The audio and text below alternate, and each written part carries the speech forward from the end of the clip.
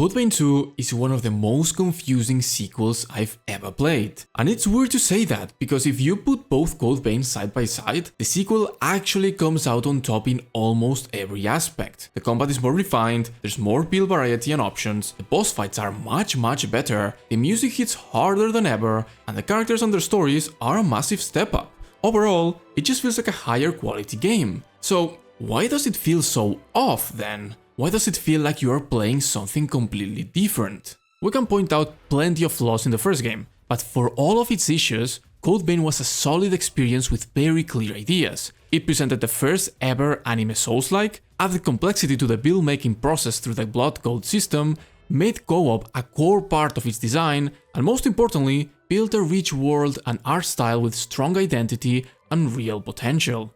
Code Vein 2 looks at all of that and almost turns the other way around, as if it's ashamed of what it accomplished in the past, all in favor of an open world chasing trends that are way out of its league, proving that sometimes less is more, a companion system that replaces co-op entirely, and while ambitious, it's broken and introduces more problems and solutions, and a world that, while visually appealing for what it is and borrowing names and ideas from before, feels disconnected, less interesting, and far less unique than the gothic, vampiric identity of the first game. And that's honestly a shame, because Code Vein was a massive success, selling over 3 million copies and reportedly 4 million as of recently, while building a fanbase that was genuinely excited for a sequel, especially after that cliffhanger ending, which, safe to say, isn't being addressed anytime soon now. And again, Code Vein 2 does improve on many aspects, especially the characters, who carry an otherwise simple story set in a less interesting world.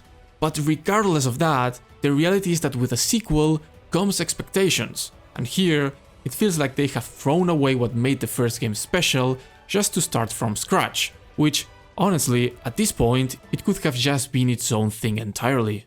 So this begs the question, who is Code Vein 2 actually made for? Fans of the first game? Well, maybe, but it's also like it's dismissing them by removing core elements like co-op, the art style, and any continuation of its story. So, a new audience then?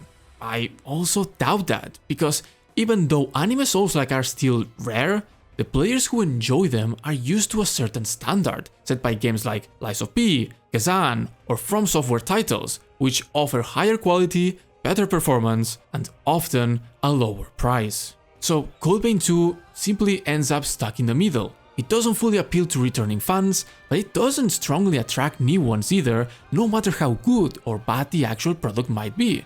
And that's its biggest problem. It doesn't know what it wants to be. It wants to be its own game, with ideas that aren't bad, some even work really well, but at the same time, it insists on being a sequel, and it consistently reminds you of that, with things like missiles, gas masks, or the flashbacks that the first game was known for, even though those elements lack the meaning and depth they had before. Even the remnants feel different, less like desperate vampires struggling for blood, and more like immortal beings with flashy powers and cool golden patterns. So, at some point, you just stop asking whether it's good or bad, and start asking, why is this even a sequel? Why not make it a spin-off like Persona, or just a completely new IP like what Metaphor was for Atlus? It just feels so weird. But the worst part is that I actually really enjoyed Code Vein 2 for what it is. Yes, I had problems with it, many of them in fact, but I genuinely had a great time with the characters, experimenting with builds, and fighting bosses, with the time travel mechanic being surprisingly fun, and overall, a lot of system being a clear upgrade to my eyes. That's what makes it so frustrating, because all these strengths feel limited by the fact that this game is tied to something it clearly doesn't want to be. And in the end, that's Code Vein's 2 biggest flaw. It feels forced to be a sequel.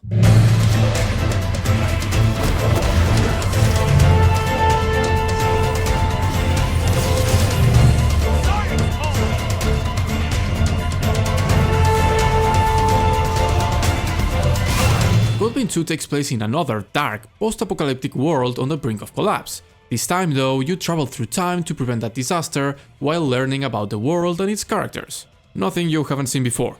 And structurally speaking, it's very similar to the first game. Simple and easy to follow. The only real difference is that this story has absolutely nothing to do with the original. And I mean, don't get me wrong, that's not inherently bad. Franchises like Final Fantasy thrive on self-contained stories, but Goldbane wasn't built like that. It wasn't built for that. It had a defined world, a clear identity, and an unresolved ending full of potential. So it's just disappointing to see all of that thrown away for a new universe that feels less interesting, even if not being really bad, yet still relying on familiar elements just to remind you it's a sequel. Revenants, missiles, gas masks, flashbacks, humans, I mean you name it, they are all here, but none of it feels earned. The first game gave these elements meaning and depth into its world, but here they feel like references without purpose. Revenants don't struggle with blood anymore, the frenzy is barely mentioned, if not at all really,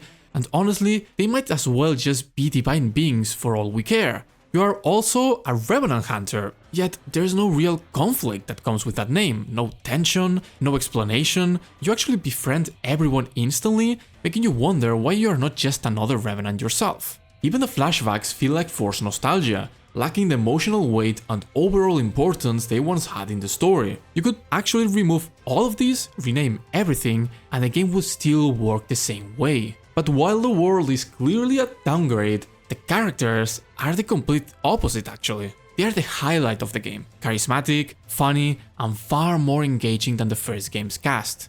And while the narrative per se is pretty basic, it makes sense that's the case, because the strength here doesn't really fall on a complex overarching plot or the destination of that story, but more on the actual journey that you have with these characters. It almost feels like a JRPG, building bonds, sharing moments, and reaching the end together. This is one of the points where the sequel truly succeeds upon, even if it changes the tone slightly. These characters make everything they touch so much more interesting, and while they are not the epitome of complexity, they deliver one hell of a fun time. And honestly, they better be fun, because you will spend a lot of time with them thanks to the new companion system.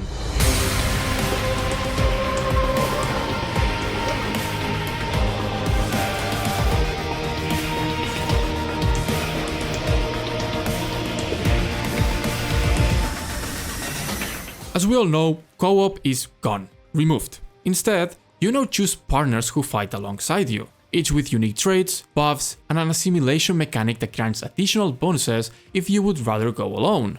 On paper, it's a great idea. It adds depth to builds and gives companions real gameplay relevance other than their personalities. But it also kinda breaks the game. Combat itself is genuinely fun despite my earlier worries seeing the trailers. It has smoother animations, new cool weapons, more build variety to choose from and try out, and best of all, it still feels like Goldbane at its core. But the problem is that companions are super overpowered. They deal huge amount of damage, give you resources for free like, well, Ichor, revive you multiple times, like a lot of times, and are essentially immortal. To compensate for that, the game makes enemies tankier, harder to stagger, more aggressive, and simply relentless. And since you are hard targeted most of the time, fights, especially against groups of enemies, can become a bit frustrating. This makes combat feel quite unbalanced at times, where the enemy will always have the upper hand regardless of what you do, because his animations are just made to be way faster than yours, reaching the point where the exchange of blows is heavily one-sided, completely breaking the dance in the fight that these games are known for. Thankfully, patches are improving things, making combat faster and more responsive, which is a good thing. I mean, I haven't tried myself, so I cannot really tell you the difference, but regardless of that, the core issue remains. If the game is nerfed, companions might make the experience trivial then, because even with all the problems I had before the patches, I never really got stuck on a boss fight. Not because I mastered them or because I was super good, but because I was consistently being revived and given second chances all the time. So yes, the game is probably more fun, as it should, but it's probably also less challenging, even if that challenge was more designed around frustration than reward. So again, I'm left asking, why just not keep what worked before? Why did we throw away what worked when we could have had the best of both worlds? We can keep the traits of each partner as well as the assimilation part if they want. That's good, but make us have to revive our partners, make them have to revive us too, put real stakes in combat. If we play solo, then that's what it is. We get no revives, that's why we get an extra buff. And please, just implement a co-op mode so people can play with their friends, because there is nothing here that justifies the absence of such an important system when it could clearly be implemented by forcing you both to simply be assimilated with your partners. Once again, the game feels torn between two identities, never fully realizing the potential of neither of them. In this case, trying to be more of a solo game, but also remembering that it has to have some sort of co-op experience that the first game had, even if the co-op isn't really there. And honestly, something similar happens with the open world. It's not that it's bad, it's actually good enough, it looks good, and exploring can be fun, but it doesn't do anything special with it either. You fight repeated enemies, explore simple dungeons, complete basic side quests, and gather materials. It's all what you would expect from a normal open world game, but nothing here really stands out. Even interesting ideas like time-based world changes with the time travel mechanic are barely used. It is one of those clear cases where less would have been more, making the world smaller, semi-open world perhaps, and focusing on a more cohesive experience that values the quality of the content within the map over the quantity in it. Because as it stands right now, this open world feels like the worst parts of Elden Ring put together. Is it still fun? I mean, yeah, but it's also completely forgettable. And when you're trying to convince me that this is supposed to be the next step of evolution in the Coldbane franchise, I just don't see it. Ironically though, the more linear segments are when the game works the best, despite their brevity. That's when the action and momentum flows the best, when you get curious about that room next to you, but you have two others to choose from. When going after a shiny item doesn't really feel like something tiresome, but exciting, and when mechanics like the time jumps are better used to impact the map. They are nothing outstandingly complex, in fact, they are pretty damn simple and short due to the insistent focus of presenting an open world, but they do a good enough job to show you what the game could have been like if it decided to follow its predecessor's footsteps instead of betting on a trend set by a game that is way out of its league. And that's honestly the overall feeling Coldbane 2 leaves you with, a what-if feeling. What if instead of doing all of this, it focused on its strengths and what it truly wants to create? What if it wasn't forced to be a sequel of a game it doesn't want to be? And what if it fully committed to its own identity instead of following other trends that have nothing to do with it? Because as its own game, Coldbane 2 is good, it has potential once again, but having potential again isn't enough this time, not in a sequel. When I finished Coldbane 1, I remember feeling excited and hopeful for the future of a newly born franchise that had a lot of promise to become something special. Now with the sequel, I finished feeling glad and happy that I played it, but less hopeful of that future. And that's the real disappointment, because I want to love this game. In many ways, in fact, I enjoyed it more than the original, but as of right now, Coldbane doesn't know what it wants to be or where it's going.